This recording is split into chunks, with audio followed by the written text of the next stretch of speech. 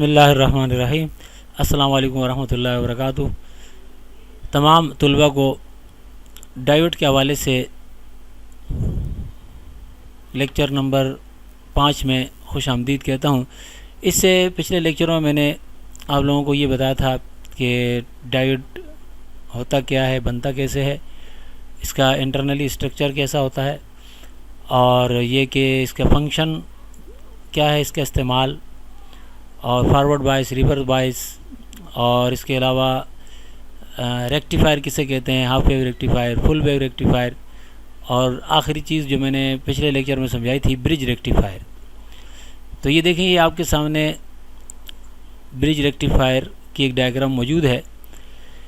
इसमें मैंने थोड़ी सी चेंजिंग की है, यहाँ पर एक कैपेसिटर का इजाफा किया। ये जो डायग्राम नज़र आ रही है बीच में, ये इजाफा, ये कैपेसिटर की सिंबल है। और ये क्यों लगाया मैंने, आज मैंने इसी को समझाना है आप।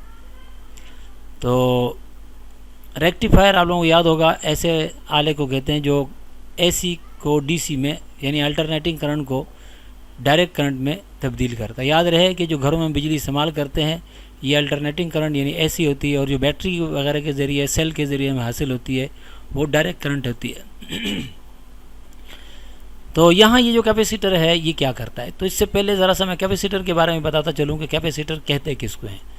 इस वक्त मैं इसकी अलग से डायग्राम नहीं बता रहा, सिर्फ इतना बता देता हूँ कि कैपेसिटर हम उस आले को कहते हैं जो इलेक्ट्रिकल चार्जेस को अपने अंदर स्टोर कर सकता है, यानी बरकी चार्जेस को अपने अंदर जमा कर सकता है। और आपने कैपेसिटर देखे भी होंगे। तो एक कैपेसिटर आपको याद दिलाता चलूँ, पंखे में एक छोटी सी डिबिया, ऊपर मेन जो पंखा घूमने वाला हिस्सा होता है, उससे ऊपर एक छोटी सी लाल रंग की डिबिया फिट होती है। ये असल में कैपेसिटर होता है। तो ऐसे ये कैपेसिटर बहुत ही छोटे और बहुत ही बड़े, जो आंखों से बड़ी आसानी से नज़र आते हैं, और बाज़ बहुत ही छोटे होते हैं, यहाँ तक कि आंखों से नज़र नहीं आते। कंप्यूटर के अंदर और चिप्स जो होती हैं, उसके प्रोसेसर होते हैं, उसमें भी इसका बहुत ज़्यादा इस्तेमाल होता है। अब ये एक छोटा सा आला है और मेन फंक्शन इसका जो है चार्ज अपने अंदर जमा करना, स्टोर करना।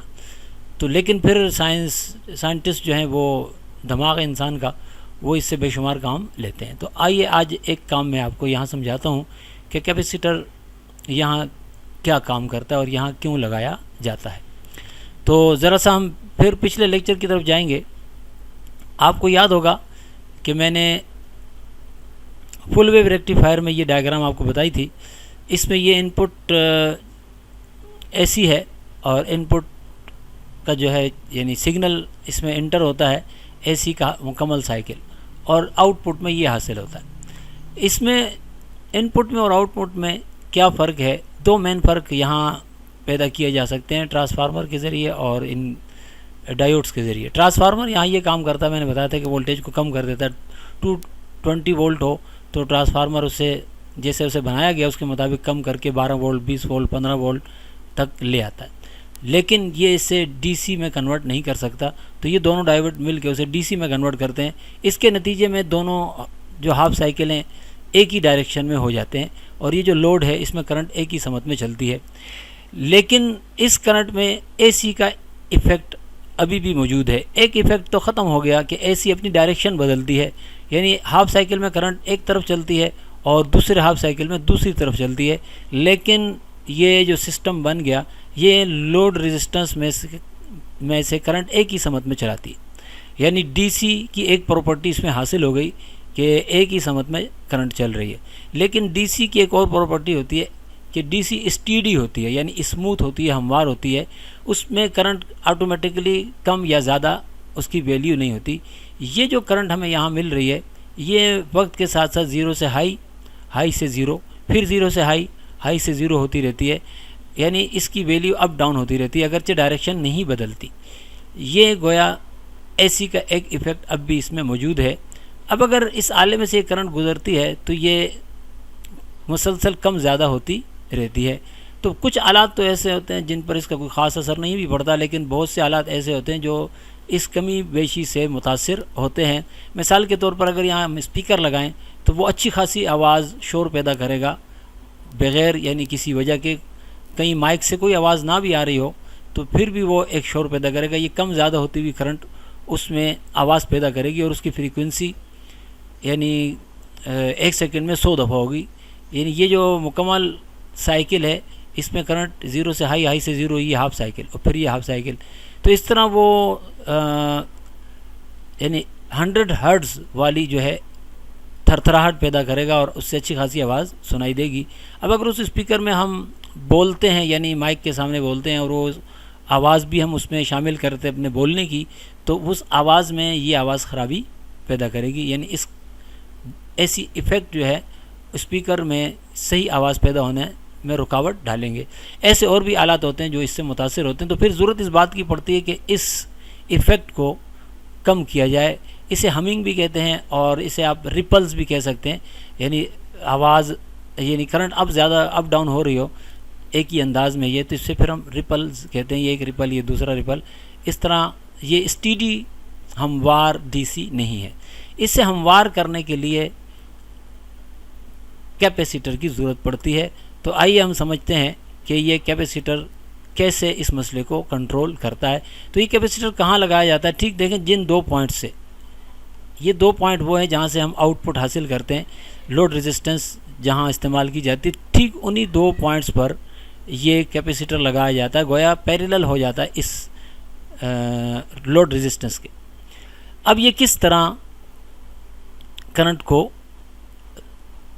स्टडी करता है, तो एक और डायग्राम भी आपको दिखाता चलो। ये देखें, यहाँ पर भी ये लगी हुई है। बज़ाहिर ये उससे डिफरेंट अंदाज में लग रही है, लेकिन आप गौर से देखेंगे तो ये उन्हीं 2 पॉइंट्स के दरमियान यहाँ भी कैपेसिटर लगा हुआ है। तो ये देखें, ये 2 पॉइंट्स हैं जहाँ से हम करंट हासिल करते हैं और लोड रेजिस्टेंस आउटपुट में इस्तेमाल। यहाँ मैंने लोड रेजिस्टेंस शो नहीं की, तो यहाँ देखें इन्हीं 2 पॉइंट्स जहाँ हम लोड रेजिस्टेंस इस्तेमाल करते हैं, यहीं पर हमने कैपेसिटर लगाया। ये वही 2 पॉइंट है। देखें, ये पॉइंट यही वाला आया हुआ यहाँ पर, और ये देखें ये, तो ये लोड रेजिस्टेंस के साथ ये पैरेलल में लगा हुआ है।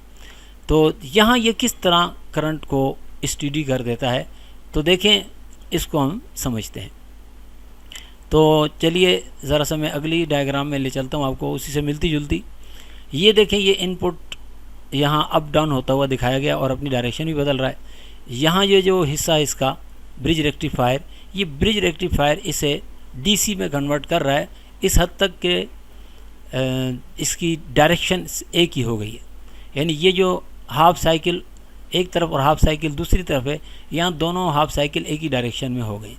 और ये करंट यानी बदलती करंट इस कैपेसिटर को मिलती है और उसके बाद जो कोई आला है वो हासिल करता है।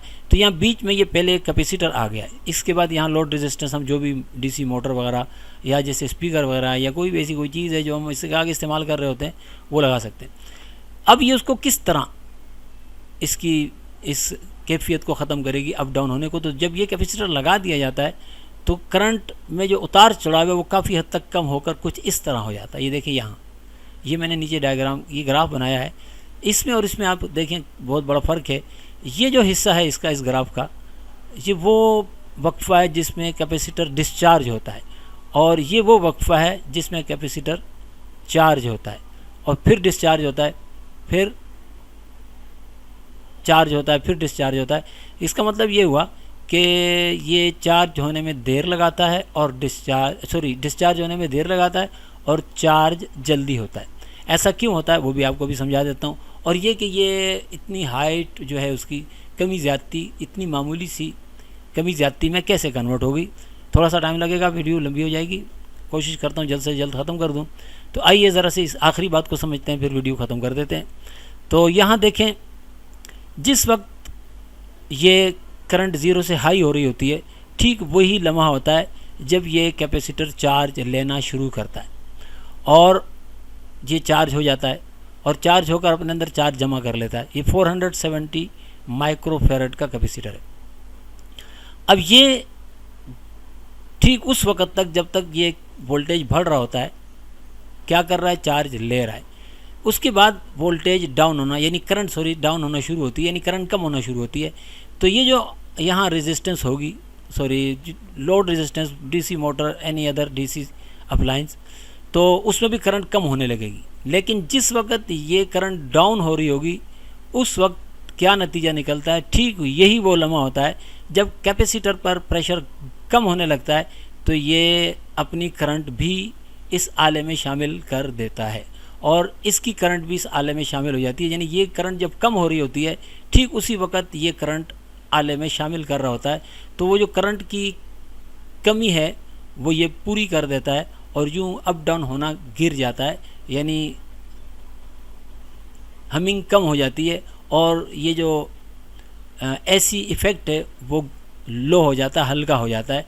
अब अगर यहाँ पर फिर कोई हम ये लगा दें, क्या कहते हैं, स्पीकर लगाएं तो उसकी आवाज़ अच्छी खासी कम हो जाएगी। अगर ये कैपेसिटर के बगैर यहाँ स्पीकर लगाएं तो काफ़ी तेज़ आवाज़ होगी और कैपेसिटर लगा कर यहाँ स्पीकर लगाएं तो उसकी आवाज़ काफ़ी हल्की हो जाएगी इस कैपेसिटर की वजह से।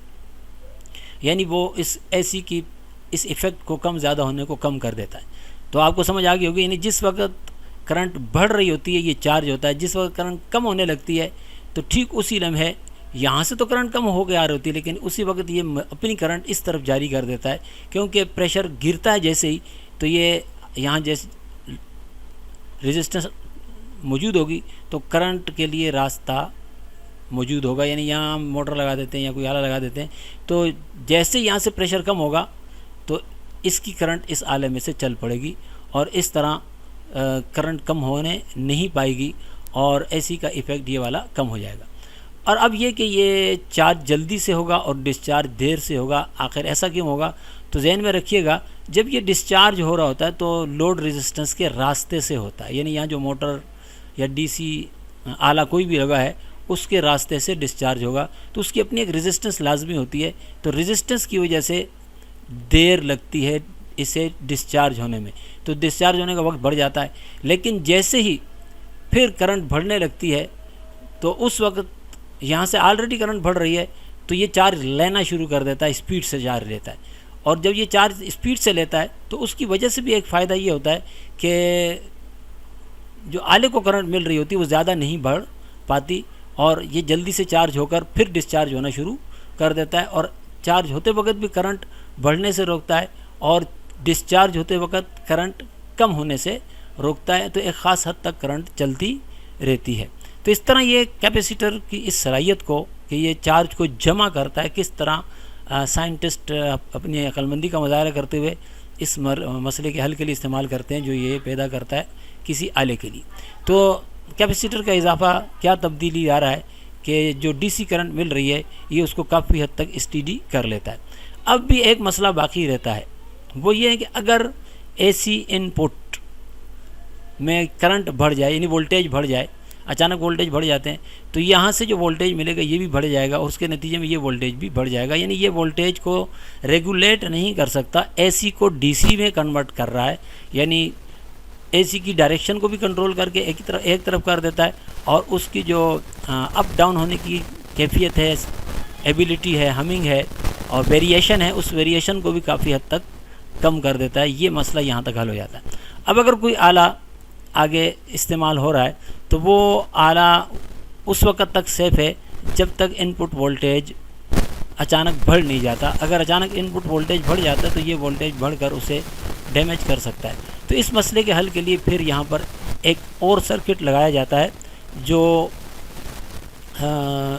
वोल्टेज को ना तो ज़्यादा होने देता है ना कम होने देता है। तो इसके लिए क्या किया जाता है, एक आला और कैसे काम करता है, तो ये मैं अगली वीडियो में आपको समझाऊंगा। कुछ बातें इसमें चलो और बताता चलो। यहाँ पर ये जो मैंने लिखा हुआ है, देखें यहाँ 15 वोल्ट लिखा हुआ है, यहाँ 18 to 20 वोल्ट लिखा हुआ है। तो यहाँ जहन में रखिएगा ये स्टेप डाउन ट्रांसफार्मर है जो यहाँ से 220 वोल्ट को 15 वोल्ट में कन्वर्ट कर रहा है। और फिर जब ये यहाँ पर पहुँचता है तो ये असल में कैपेसिटर जब चार्ज होकर डिस्चार्ज होता है तो अपना वोल्टेज भी इसमें शामिल कर देता है और वो वोल्टेज 15 से बढ़कर 18 to 20 वोल्ट के अंदर चला जाता है। और इसे अगर किसी ख़ास लेवल पर गिराना है तो फिर आगे मज़ीद सर्किट की ज़रूरत पड़ती है। तो उम्मीद है आपको लेक्चर समझ में आया होगा और वीडियो पसंद आई होगी। अब ज़रूर मेरे इस वीडियो को लाइक कीजिए और चैनल जबल इल्म को सब्सक्राइब करना मत भूलिए। अपने दोस्तों को, ख़ास तौर पर तुलबा को ज़रूर सब्सक्राइब करवाइए। अब इजाज़त चाहूँगा। अल्लाह हाफ़िज़।